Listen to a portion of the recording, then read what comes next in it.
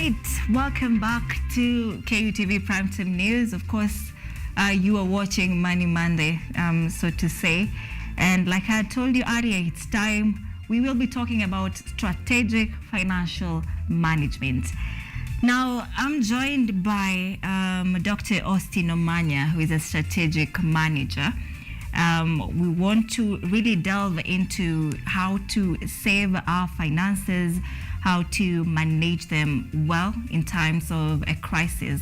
Well, as you all know, the country is in a crisis too, just to say the least. We have mass protests that businesses are recording losses and just individuals as well. So Dr. Austin Omanya is joining us live via Zoom. And just to say hi, Dr. Austin. How are you? And I'm happy to be part of this discussion tonight. Karibu sana. So I want us to just to begin with, in our last story before we took this interview, we were talking about a survey by Infotech, and Infotech says 72% of Kenyans feel that the country is headed in the wrong direction, and this is in terms of the high cost of living and just the state of the economy at this day and age. What would you say about that, Dr. Austin? Thank you so much. I think we are in very hard times, and everyone can feel the pangs and the pain.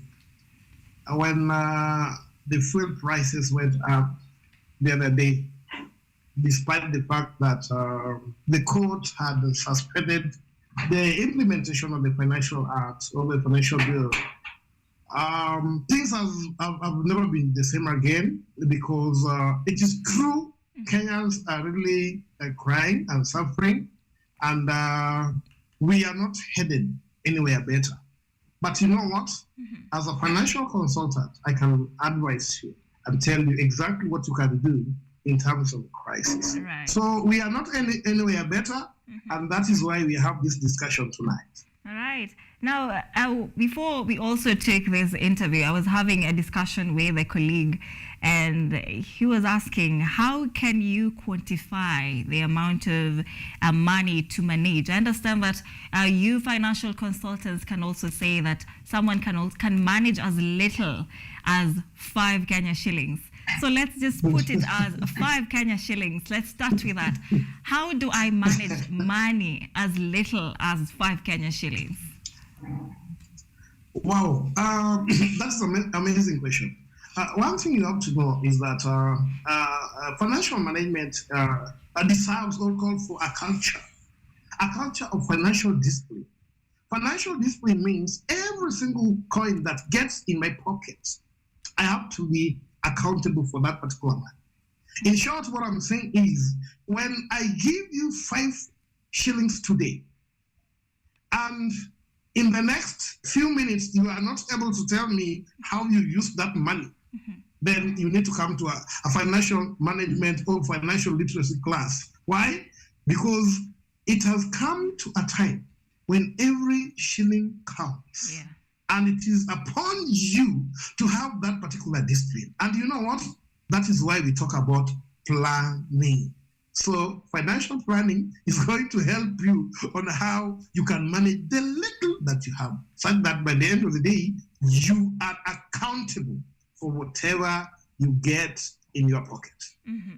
But now that you are talking about financial planning helps us to manage the little that we have, how do we actually now put it into action? How do we manage our finances now? Financial management calls for some few strategies that I can share with you. Number one, you know what? Set a priority. Before you set financial goals, money will come and they will grow wings and they will fly. Why do you think people are very sober when they don't have money? And you could be having very good plans. You say, when I get 50,000 like today, wow, I'm going to do this, I'm going to do this, I'm going to do this. But at the time you get this money, It is like money is telling you, why are you seated down? Can you go to... It's dead on arrival. So this calls for what I call, you can never have financial discipline before you set financial goals. Financial goals are going to help you set your priorities right. Because by the end of the day, I need to know, how much do I spend every day? And do you know what, guys? You can never have any meaningful financial literacy if you still spend like, somebody say, I have this problem, you send money here. I have this, you spend money here. You find something on the street, like right now. I know my ladies will crucify me, but listen to this, my ladies. The time for impulse buying is no more. Why? If basic commodities, you find it very difficult to bring basic commodities at home, it means you have to now get into another level of financial management. So set your personal priorities right, set your financial goals right, then create and stick to a budget. I normally see people picking things in the supermarket, even right now. Somebody picking things in the supermarket without a budget. Just look at that. Without a budget, you just go there, you pick. Unataka kujaza, unajaza kikapu. By the end of the day, these guys will go home yelling and mourning. Why? If you can't shop with a budget and you stick to that particular budget, you are always going to be in financial crisis. Guys, do you know what? Right now, if somebody asks you, like apparently I was in another training and people were asking me, now you're telling us about financial literacy. Well, you're telling us about savings culture. Do you think with this kind of economy, somebody can still save? Then I told them, yes, you can still save. You know what? All is not lost. And if you don't have the financial discipline, this is where you are going to start. The problem will begin here. So the basic financial literacy and understanding, the simplest one, is that every coin that gets in your pocket, you have to do three things. Number one, you set your priorities right. I know there are things that are important and urgent. There are others that are urgent but not important. There are others that are not important, not urgent. If you cannot divide, you take a ruler and somewhere where you are going to plant this, and you categorize your funds in that order, then I'm telling you, you are going to be in crisis, full-time crisis. So you set your financial priorities and goals right, what you need to achieve, what is very pressing, and you need, especially you start with debt. You know, one thing I tell people is that debt is a prison. And anytime you are into debt crisis, you even, you plunge into depression. And you see right now, guys, depression kills. And I've seen when people who have taken their lives. I've seen homes where financial, crisis raided, and it led to separation. Which means, as much as we go to church and teach people how to tithe and how to do ABCD, we have to be organized back at home. By the way, it has come to a time when everyone must now, every family must now go back to the drawing board. And you start categorizing your finances into urgent and important, important but not urgent, not urgent, not important. Then you agree, you create a budget. You create a budget, this is what we're gonna do this week, or maybe this month, and then you stick to that budget, okay? Then of course, you should also establish an emergency fund. This one people don't know. Emergency fund is very, very important. And don't ask me, where am I going to get this if I cannot get enough to eat? Guys, you have just to cut your coat according to your size. The time when we used to entertain other people is over. It is time now to survive. And for you to survive, you must have the financial discipline.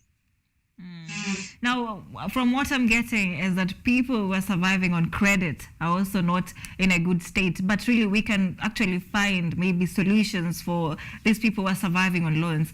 How can they really survive and be able to manage the loans that they're taking from the banks or from wherever they're taking these loans from?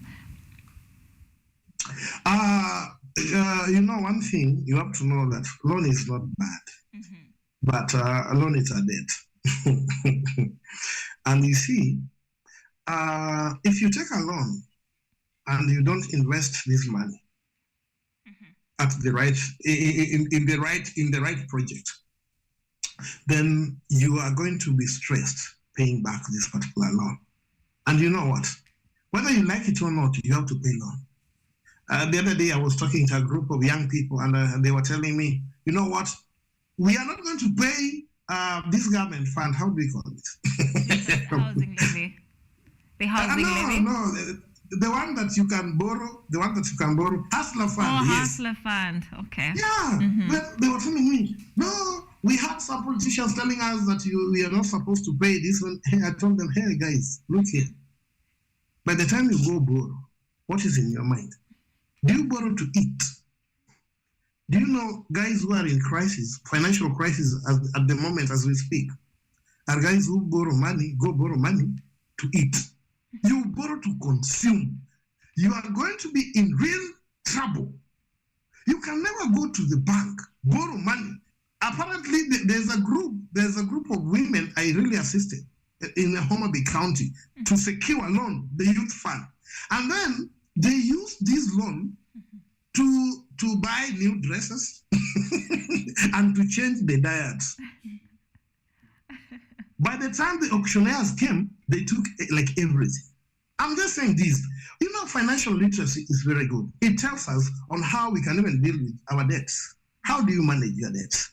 Okay? How then do you borrow? When should you borrow? And how much should you borrow and when? This is very important. But somebody just wake up in the morning and they say, I need like 0.5 million, You go to the bank and you start processing this money. The bank will give you 0.5 M. It will give you, and you'll find that money in your pocket, But what do you want to do with this particular money? What do you want to do? And have you calculated? This is where also entrepreneurial mindset comes in. If you don't have entrepreneurial mindset, my friend, you are going to borrow to consume, and you will be in total financial crisis. Never borrow to consume. Borrow to invest. And if you invest, there's what we call idea. You know what? Not all ideas are viable. And that is why some of us have gone to the banks, we've borrowed money, and we've invested in wrong places. Yes, we've invested in places where we cannot retrieve that money. You can never get that money. I'm saying this. We have business incubation centers in this nation. Before you invest in any project, why don't you do your due diligence? Why don't you do a small research? Why don't you contact and talk to consultants like us? Because I may only charge you some little fee that is going to save you $1 million. Why do you want to go invest this money before you have exact knowledge and approval, especially from a consultant? People don't love going for consultancy, and that is why it becomes very expensive by the end of the day. It becomes very expensive even to get that loan. So I'm just saying, if you have a loan right now, maybe you are servicing a loan, and you are also struggling even to put food on the table. Please, I'm saying this, and I still repeat, whenever you get money, think about loan. The first thing, think about this loan. Service your debt. Why? Because you are going to plunge into real depression before you know. So think of how you are able to reduce this. Even if it is by half, you can always agree with these financial institutions or the debtors. You tell them, guys, because of this and this, I'll be paying this. But at least try to reduce that debt. Because if you don't do that, tomorrow you are going to come to my office because you are too much depressed for nothing. All right. I normally look forward to conversations on Money Monday because I learn as well. Now right here at Money Monday, we normally give our audience the opportunity to just to explore business avenues as well as just to give them money management tips. Now, you mentioned something about businesses, and I want to touch on that. In times of crisis like this, when we have protests like I had mentioned earlier, and these businesses have recorded losses since the protests began. Now, for someone, a business person who has set their priorities right, they know what they want in their business, but they are incurring losses at such a time as this, how can they manage their finances now? They already have their priorities right. Wow. That is amazing. Anytime you are starting a business, you must know that there are external factors that may affect you directly or indirectly. You must know that there are internal factors. That is why, before you start a business, in that business plan, I want to see the SWOT analysis. I want to see the PESTEL. Have you analyzed the external environment? Have you analyzed the internal environment? You know, there are some things that may a crisis that might have been started by external forces, like whatever the mandaman that is going on. You know, I'm happy it has been called up for the Wednesday. I'm very happy because you know what, hustlers, people who are struggling, small SMEs, were really affected by this the so-called mandaman. Why? Because if you take your goods outside there, you are not going to come back with them. Of course, they will be damaged, they will be destroyed, they will be stolen. And imagine, this is somebody who is living from hand to mouth. Yes. So I know we are going to have the peace back, but before that, anytime you want to start a business, you must also calculate the risks. Okay, especially the risks that might be caused by external factors. External factors including economic crises, political instigations, of course maybe legal issues, government policies, things of the kind. You must give them a space. And right now, if you are an SME, you have to be very creative. Why am I talking about creativity in this sense? You must be creative in the sense that the little money that you are investing today, you have to really, really think of the business, the kind of business you want to start. Why? Because if you are still going on with the business that mandamano can affect 100%, it means that idea is almost becoming obsolete. You know why? Because every time you want to come up with an idea that you want to implement, then by the end of the day, you are also looking for an ROI, return on investment, because no one will always invest money where they cannot retrieve it, you know? So what do? You need to really think outside the box and see how you are able to, calculate the risks and how you are going to manage these risks. You see, we just run business outside there, but we don't know what we call risk management. And that is the problem. And that is why when you come to my class, my financial literacy class, we shall teach you what we call risk management, because any business must be attached to risk. So long as you want profit, you must know that there must be a risk that can come because of external factors or even internal factors. Okay, but when these risks come, how do I manage them? So I beg all SMEs, now go back to the drawing board and ask yourself, how do I go? How do I manage the risks that my business are facing at the moment, especially from political instigation? So as we wind up, Dr. Ari, and of course I'm really grateful for your time right here. So how can we formulate plans now in order to achieve long-term goals now in time to avoid financial woes?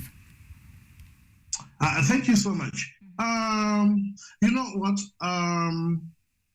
Anybody who wants to be an entrepreneur must be a risk taker. And The fact that you receive losses at one point in business does not mean that idea is completely bad. What do you need to do? What I need to do as an entrepreneur is that I go back to the drawing board and ask myself the viability of this particular idea. The idea could be working. It might have worked in the year 2020, 2021. But in the year 2023, this idea is almost becoming an obsolete. It means what? I have to go back to the drawing board.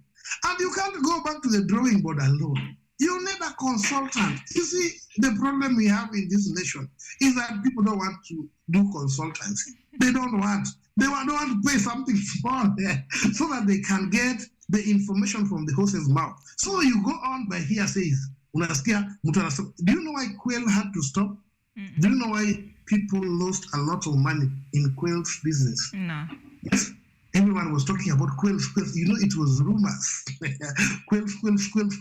By the end of the day, the early investors at least got something.